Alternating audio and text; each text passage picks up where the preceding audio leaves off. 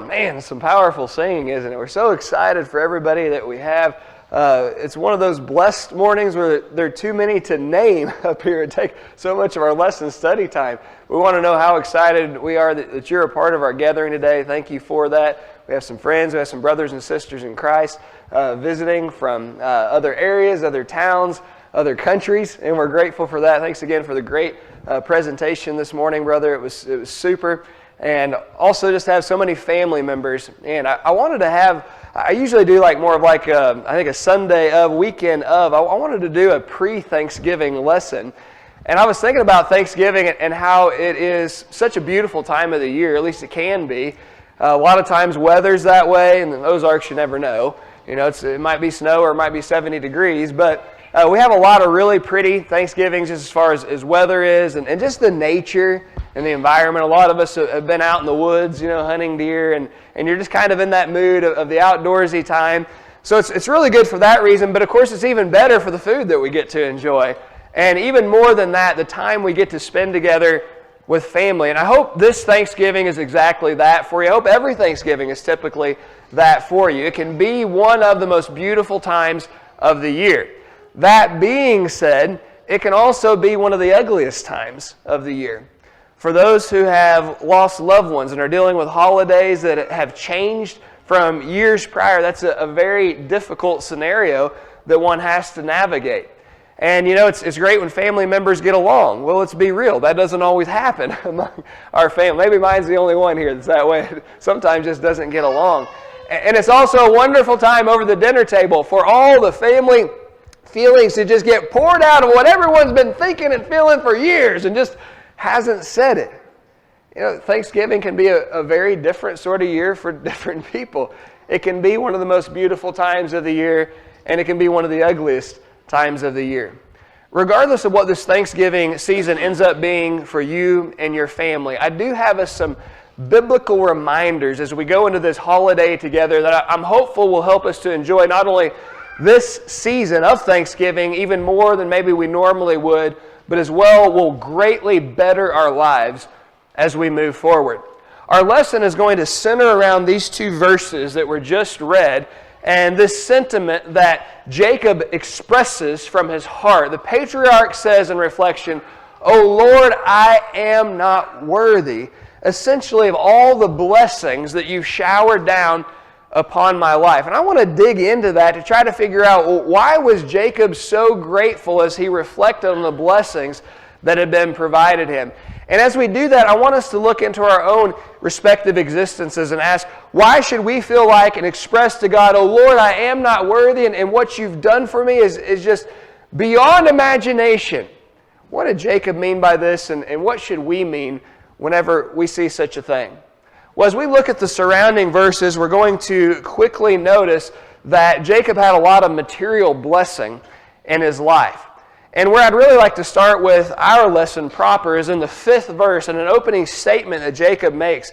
He says, "I have oxen, donkeys, flocks, and male and female servants." Now, probably not all of us would say exactly the same thing that Jacob did right here. We might not have cattle that we own. I'm going to guess we probably don't have donkeys that we own. I'm sure we don't have sheep, and I may be off on that. I'm sorry if I'm missing somebody here. And I'm quite certain that we do not have male and female servants that we own. That's illegal in this country. If you're doing that, that's bad. All right, you're going to get in trouble with the law. But no, we might not say exactly these same things, but here's what Jacob means when he makes that remark. I have, in the days of no planes, trains, and automobiles, I have transportation, is what he's saying. I can ride on some of my animals to get from point A to point B. I don't have tractors, but I can get on these animals and hook them up to a plow to do the agricultural work that needs to be done. In an agricultural setting, this is his work. That's what he does every day for a living. He says, I have a job that I can work, and I have an income from that. I have wealth that's being generated, not only in the present, but also it's building, and for me, down the road. You know, can't we all say here the same thing that Jacob did when we reflect on our material blessings? We might not have animals on which we ride, but we do have automobiles in which we ride. We probably don't want to exchange that transportation. We've upgraded through the years. All of us who are licensed drivers probably can say, I own at least one vehicle that I can use to get me to work or over the holiday season, to take me to go see my family, to spend time with one another. I can go to the store whenever I want. How much do we overlook just those simple blessings like that? If we want to have a job, in America we have a job. That's a blessing, isn't it? In fact, if you want to have a job right now in America, you can probably easily have 3 or 4 jobs. I don't recommend that. That would be crazy. Who would do that? But you could because of the situation with the workforce, and there just aren't a lot of people who are wanting to work as much as what there once was. What a blessed time in which we live. We could have a job. We have so many different jobs if we please. We have enough to take care of our present needs. And I think probably, and again, please correct me afterward if I'm off in this, but probably every one of us in this country also have a means by which we can sit back and we're also making plans for the future. We have transportation, we have work, we have wealth. And as I look at what Jacob states, it's like, yeah, I relate to, I know what he's saying right there. We have all of those things that we enjoy also. But exactly to what degree, Jacob, do you have these gifts? The end of verse 7 states, and he divided the people that were with him, and the flocks and herds and camels, and he did that into 2 companies. Now, as we go through this passage, we're going to notice that there is a context to this text, but I want to look at it just at face value from what's being stated. He has so much stuff that he can divide it into 2, and he's still got a ton of stuff over here and also over there. I don't consider myself a wealthy person. Probably most, if not all of you, might think the same thing. But as our brother could tell us that compared to world standards, we are very, very wealthy in this land. I don't know a lot of very wealthy people, but I want to share with you, and of course not by name or even by gender, but I just want to share with you a couple of people, and again, I'm not one who brushes elbows with the wealthy, but a couple of people I've known through the years. One of whom was this, just a very common person.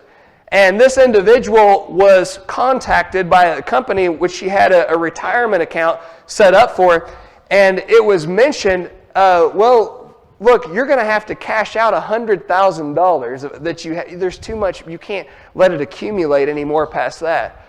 Well, this is an individual who was not used to spending much money at all in day-to-day operations, and he or she, although if you caught it, already gave it away once, but he or she started asking around and people who are used to dealing with money and said, well, what should I do? I don't know what to do with this $100,000. Isn't that crazy?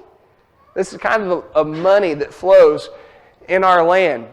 I know of someone else who went to cash a sizable check and was told, well, we would love that. You've had your account with us for decades, but here's the issue. Federally, we can only insure up to $250,000.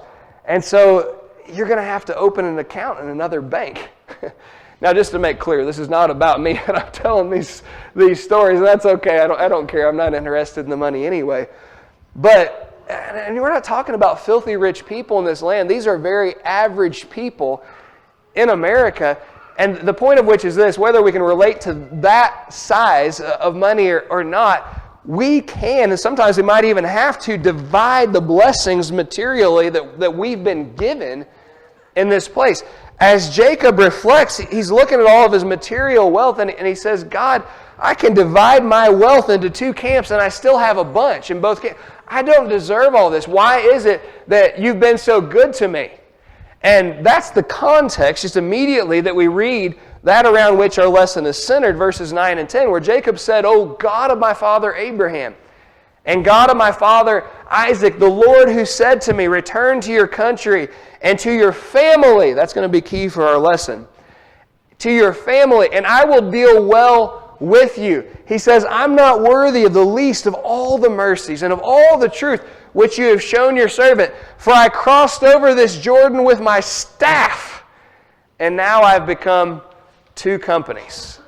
What exactly does Jacob mean by, I went over this small stream is really what the Kidron is that we're going to find here, or the Jabbok. I'm sorry, that's another one, the Jabbok. But he crossed over just with a staff, and we're cleaning out my mom's place this weekend. We got one more weekend. We got to move her Thanksgiving weekend, this next weekend. It ought to be interesting. I think we can get it done. We're cleaning out all this stuff, and my mom and dad lived in the same place for, I don't even know, 34 years probably. I have never seen so much junk in all my life. My mom thinks 80% of it's treasure, and that's the issue. So it's not worth anything, 98% of it. And anyway, we were cleaning out the garage. Everything's all dusty and nasty in there, and there are these sticks. Pretty good sized sticks. It's obvious they weren't used for fencing posts. So I said, Mom, what are these? I don't know, but one of those is your grandpa's. I want to keep that one. And I get that. That's a sentimental thing. I was like, well, where did these come from? She said, I don't know. I said, can I throw them away? Rarely, yes. I was told yes. And so I threw them. But I see that, and I think it's I thought biblical. It's is this a staff? What is it? It's nothing, and it's worthless. That's what Jacob means here. I crossed over this brook, the Jabbok, with a staff, and now I have so much I've become to company. So naturally we think, oh, well, he's referring to the material blessings, and I think in part that's probably true, but that's not all. Did you notice there were also people that were divided up into the companies? And when he says, I've become these two companies through all of this divine blessing, I also see the family that God has given to me. And that had to do with the promise that God made to Jacob. Verse 12 of our passage, for you said, I will surely treat you well and make your descendants as the sand of the sea, which cannot be numbered for multitude. And oh man, Jacob has these essentially 4 spouses now. And I know it's kind of strange for us. There's a backstory to that. We won't get into all of it. Never God's plan, in case you're wondering. But he has these 4 spouses, and of course he has all these sons. The 12 tribes of Jacob are going to come through him, and their daughters also that he has. So there's all this family and all of these servants. And then I think about my own life, and I look back at the good old days of Thanksgiving and Christmas. Does anybody remember those? The good old, some of you are living in them right now, and you don't even realize it. But we would have, my grandparents, and then we would have, of course, my parents and my aunts and uncles, and all of mom and dad's nieces and nephews, all of my cousins. There'd just be a house full of people. There would be an outside yard, it seemed like, full. It probably wasn't that much. As a kid, it seemed like it was that way. And you would eat grandma's dinner rolls for days. You would stay there for days, and ice cold Coke with those buttered homemade rolls, from scratch. Those are the good old days. But then we got so many people there, and our families continued to grow. And then for my grandparents, then there began to be some great grandkids, and then everything had to move around. And the aunts and uncles and my mom and dad had to start doing all their own Thanksgiving thing. And then there got to be so many great grandkids that now Vanessa and I, we've been doing our own at our house. This is the 3rd year now that we've been doing it. And there are 2 ways that you could look at that. It's just oh man, I miss the good old days. And I do to some degree. But do you realize why our families have gotten to the point that they are? And your families also. It's blessing. God just continues to pour it out into our lives. And the material things are great, but aren't the family things so much better? And that's really the whole point of Genesis 32. And Jacob, he sees, I have all these material blessings, but the camps and the most important things are the people that are, look at what God has given me. But here's the issue in Jacob's life. There's one person, though, that he doesn't have. Well, verses 3 through 5, Jacob sends to Esau, his brother. And he sends this message to him. Thus your servant Jacob says, I have oxen, donkeys, flocks, male and female servants, and I've sent to tell my Lord. Well, that guy seems like a braggart, doesn't he? I've got all this stuff, and he sends ahead to tell Bubby, hey, I have transportation, I have work, and I have wealth. What do you think about that? Well, there's more to it. Hold on. He explains, I send these so that I may find favor in your sight. So he took as a present, this is why he's sending all this stuff, his material things. So he sent as a present for Esau, his brother, 200 female goats, 20 male goats, 200 ewes, 20 rams, 30 milk cows with their colts, 40 cows, 10 bulls, 20 female donkeys, and 10 foals. In America, we would essentially say that Esau has been written a blank check. All right, I mean, you're talking about so many thousands, tens of thousands, maybe hundreds of thousands of dollars worth of animals that are being sent over by our standards today, maybe even greater than that. Here's why. Verse 20, he said, I will appease him with the present, and afterward I will see his face. Perhaps he will accept me. That's saying something for Jacob. Because the last time we saw Jacob and Esau together, about 20 years prior, Jacob is trying to take all the material things he can from his brother. And he does this via his famous family recipe, his red stew. Like, kind of like you'd make around a holiday. And he makes this red stew for him, and he really just manipulates his brother so that he can steal his birthright from him. And the last time we saw Jacob and Esau together, he's putting this goat skin around him so that he can trick his poor old blind, probably deaf as well, or near deaf, father. And he swears by the name of God that he's someone that he is not, just so he can steal more material things from his brother. That's the last time we saw Jacob and what's going on with him and Esau. But now things have changed. For 20 years, he's enjoyed all those material things, but he's been in misery because he doesn't have something that's more valuable. That's a relationship with his brother. And now he wants that above all else. He's not the only one either who wants it. As we cross over into the next chapter, 33, verse 4, but we find Esau running to meet him, and he embraces him and falls on his neck and kisses him. And the two brothers, they weep together for a good amount of time. It's almost like a scene out of the prodigal son and the father, the treatment that he gets from his brother. And he says, here, I want to give all these material things to you to repair our relationship. And Esau just kind of chuckles to himself. He says, I have enough, my brother. I don't need your material things. He says, I want you to keep what you have for yourself. Now, this is really saying something for Esau also, because the last time we saw these two together, Esau was actually plotting, and he's no nonsense about it. He was actually plotting the murder of his brother because of all the material things that he'd stolen from him. But after 20 years of not having his brother because of material things, he simply does not care about the material things any longer.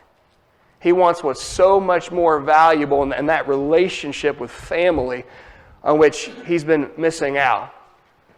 He offers these to Esau. Jacob does it as a present. He says, brother, I don't want your materials. I just want you. I'm just glad that you're home. But Jacob refuses to take Esau's answer. Verses 10 and 11, he says, no, please.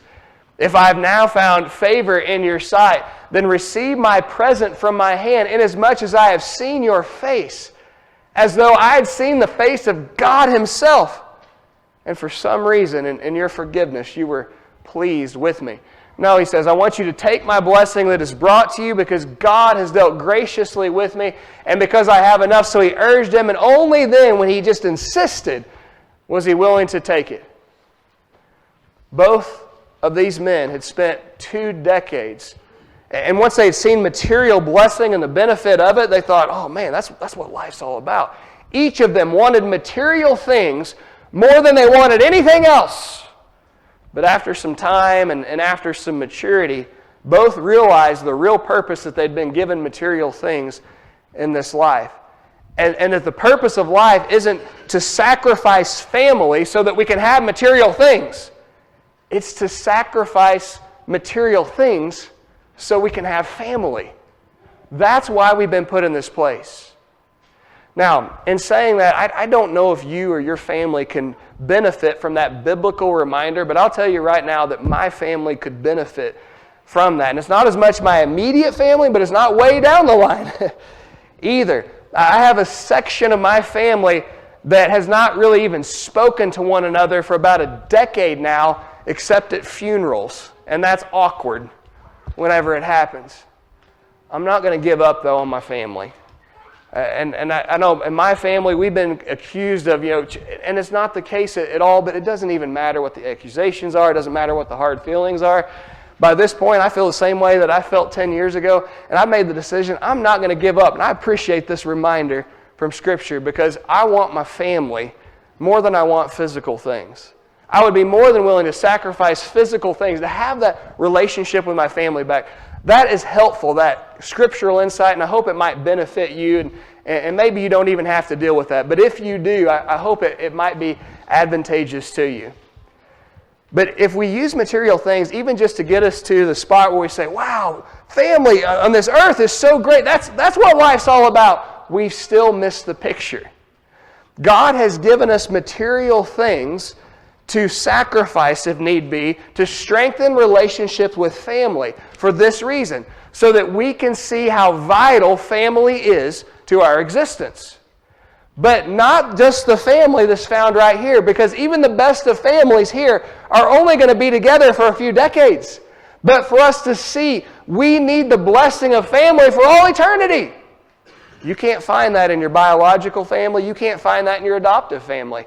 There's only one family in which you can find true family connection for all eternity. And that's why we've been given these families to enjoy for a short time here, to see that it's the eternal family that matters more than anything else.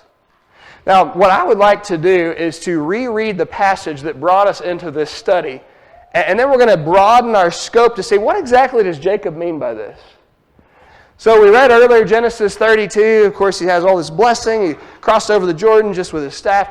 And he says, now I become two companies. I'm not worthy of that. And it seems like, well, Jacob's talking about his material blessings and he's talking about his familial blessings. Then we've established, no doubt he has that in mind.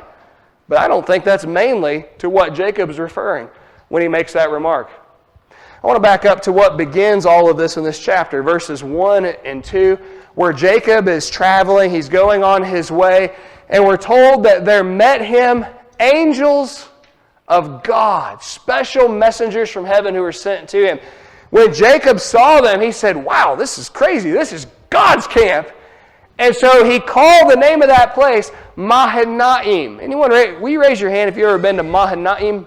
Sounds beautiful.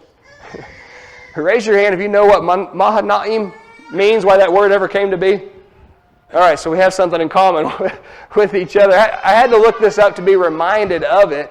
We're not really certain where it's found on the map. What you see above to the right there is one possible location in Israel, and if that's the one, it's a beautiful spot in an arid region where a spring, kind of like in true Ozark fashion, comes out of the hillside, and there's this luscious little valley, and then it forms this nice little... That could be where Ma'anaim is found. It'd make a lot of sense. Also, Jacob, all of his people, all of his animals, and needing to water. But the real significance is the meaning behind it and why he calls this place what he does. He calls it Mahanaim because he says, this is the place of two camps. And it's not, oh, here's a spot of my two material and family blessings. That's not what he has in mind when he calls it that. His whole united camp is one, and the other one is the divine camp. And what he's saying is this is such an incredible place of two camps, because you have my camp of people, but you also have God's camp. And what he's saying essentially is, it's great because I have a relationship with God. That's what makes my life so awesome. Jacob is starting to finally get it at this point in his life. God has put him here to see his material blessings, to recognize I need to sacrifice those to strengthen my family relationship, and I need to know the importance of family so that I can be a part of the eternal family. And now that I've gotten that, finally it clicks. My life has meaning. Yes, that is the purpose of our existence in this place. There's a neat occurrence at the end of Genesis 32. Verses 22 through 26. His two wives, his two female servants, his 11 sons cross over the, not Kidron, that's Jerusalem, the Jabbok, and as well all the stuff that Jacob had. And Jacob was left alone. And a man, mysterious man, a man wrestled with him until the breaking of day. And so this goes on all night, and the sun's about to rise. And finally, this man, he's a strange creature. It's not that he gives him in the hip. It's just he touches it. His hip pops out of socket. That's a strong man, isn't it, who can do such a thing? His hip pops right out of socket. The socket of Jacob's hip was out of joint as he wrestled. He's a tough guy too. All right, he's He's a farm boy. He's not going to give up just because he's really hurting. And the man finally tells Jacob, all right, you need to let me go. We've wrestled all night. It's time to end this. And he says, I will not let you go. He said, I will not let that happen unless you bless me first. Now that's what Jacob has in mind. Give me a blessing before this happens. I insist. And so the mysterious man tells him in verse 27, well, you're going to have to tell me your name if you want me to bless you. And he said, well, Jacob. Jacob's my name. And he said, it's not your name any longer. He said, you've been known as Jacob up to this point, but from now on you will be known as Israel. For you have struggled with God and with men, but your struggle today is over. You have gained the victory. What we find in these two names of this man, I believe, is one of the greatest contrasts that you'll find in all the pages of Scripture. The first name that's mentioned, his birth name, Jacob, he was properly designated, may have been even prophetic, because his name means trickster, deceiver, or supplanter. And I really think the three of these go hand in hand. He tricked others consistently through deceit for the purpose of supplanting them. And so he would use lies to pull others down to put himself where those people were. He was unfair. He was unjust. He was a liar, is who Jacob was. Now here's the biblical relevance to that. Jesus says in the 8th chapter of John, verse 44, that the father of lies is whom? You know him. Satan is the father of lies. And he's speaking to a group of people who are involved in lying, and he says, that means you are children of your father, the devil. And so Jacob's name really shows that he is a deceiver, and that as such in a lifestyle, he is a child of Satan. And before he can have spiritual blessing, the mysterious man makes him confess who he really is. And all he has to do is say his name, and he's confessed his lifestyle of sin for decades. Who are you? I'm a liar. I'm a trickster. I'm a supplanter. And he says, good job. You know how long God's been struggling with you to admit that? And he says, from now on, you're not that person, though. God's seen your character change. He's seen that your life isn't all about this world. You're willing to sacrifice the things of this place for spiritual purposes to better your family, and you want to be a part of the eternal family, and that's great. Now, you've always been a child of God on the outside because he's been circumcised, but essentially he said, now he's told, now you're a child of God on the inside, on the heart. Good job. God has won you over today. Israel means prince. And by the way, it's not pronounced, and I'm not trying to be nitpicky here, but it's not pronounced Israel, okay? And from the Ozarks, it's certainly not Israel, all right? I know it kind of just rolls off the tongue. Again, I'm not trying to be facetious about this. It's pronounced Israel, that's a long A, and then L with a short E. And there's a reason I think the pronunciation is very important.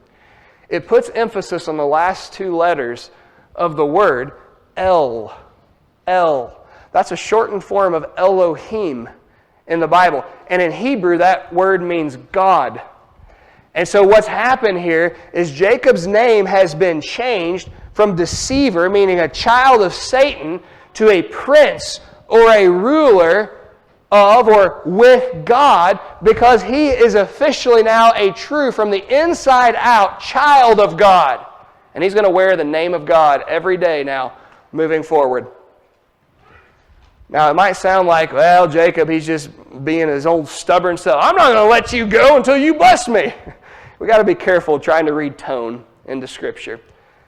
You'll appreciate this, Andre. It's not until the minor prophets, Hosea chapter 12, verse 4, we find out that in his struggle with the angel, with that man all night, that he made the request he did weeping with tears. And it was a supplication or a request, not a demand. What took place is godly sorrow that produced repentance in his heart that made him right with the Lord. That's why he's now really a bona fide child of God. Verses 29 and 30, Jacob continues the dialogue. He says, well, I told you my name. Why don't you go ahead then and I pray and tell me your name? And I could just see the smile on the mysterious man's face. And he says, why do you ask my name? Do you really not know my identity by this point? And he blessed him there. And Jacob called the name of the place Peniel, for I have seen God face to face, and my life is preserved. If we didn't know up to that point, now we know who this mysterious man is. He is a man, he is an angel, that just means a messenger. And now, from the guy who encountered him, he says, it was God who stood in my presence.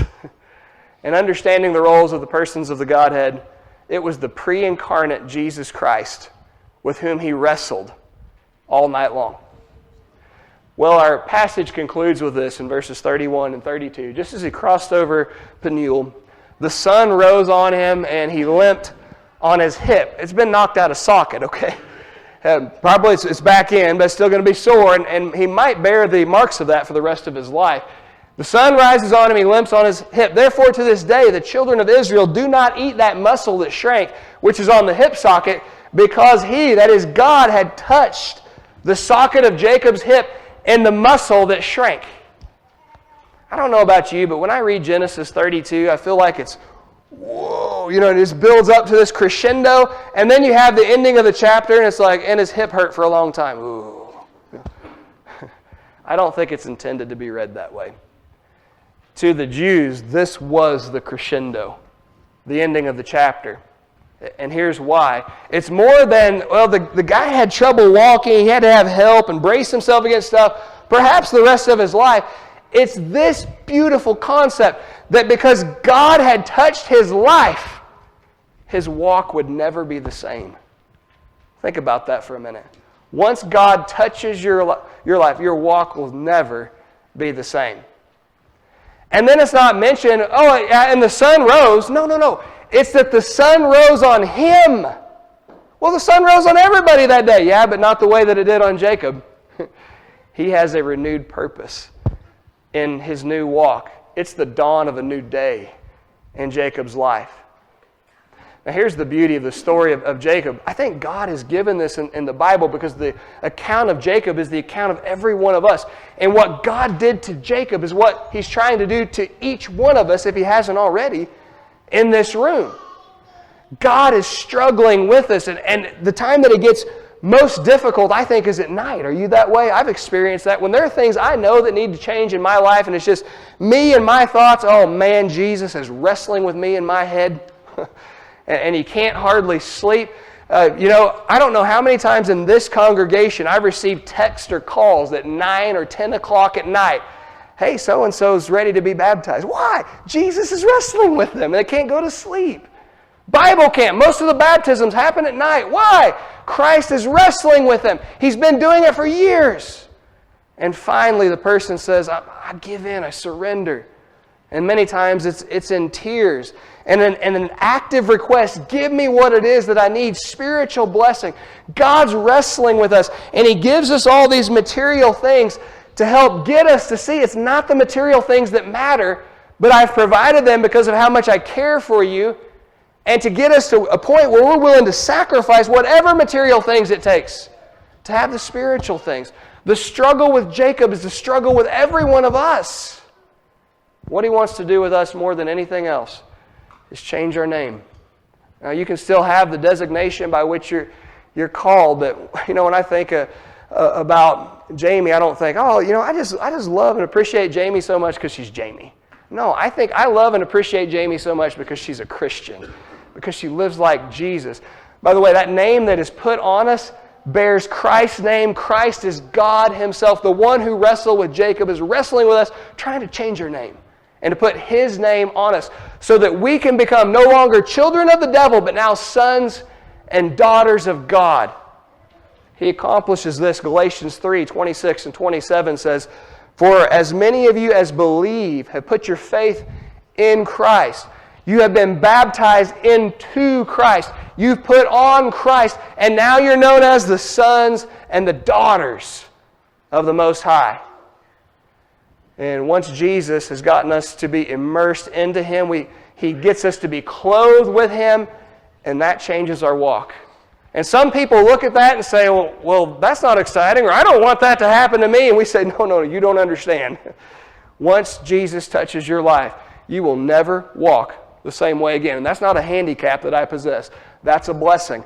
Remember Paul from his issue, please, Lord, take it away. No, you need it. My grace is sufficient for you. My power is poured out in weakness. Oh, well, keep me just the way I am then, if that's what it takes. He'll change your walk forever once he touches your life. And then tomorrow, the sun is going to rise on everyone, but it'll rise on you in a special way. The Bible doesn't say the sun rose the next day. No, it rose on Jacob the next day. It'll be the dawn of a new day in your life because you've been transformed. You're not the same person you used to be. You're not even called by the same name any longer. You went from being a child of the devil to a child of God. When Jacob recognized all these blessings, the material helped him to see the family blessings. And that helped him to see the spiritual blessings that were found in his God. And in reflection on that, he said, oh God, I am not worthy of the least of all this good that you've done for me. But it took his recognition that he was not worthy. But here's the beautiful thing with God. You don't get to be a part of the eternal family because you're worthy. You get to be a part of it because by God's grace, you're welcome. Not because you're worthy, but because you're welcome. And if you realize through this study why God's given you the physical things, how that can be used to benefit your family relationships, and that'll help you to understand, oh, I need family forever, but I can't have this one that I have here forever, but you can have this one forever. And you can enjoy it with God in heaven, God as your Father, Jesus as your brother, these people as your brothers and sisters for all eternity. Understanding that you can have that if you recognize you are not worthy. That's what's needed. Obey the Lord in what He tells you to do, and you will be welcome into His family. If we can help you do that, let us know as we stand and sing.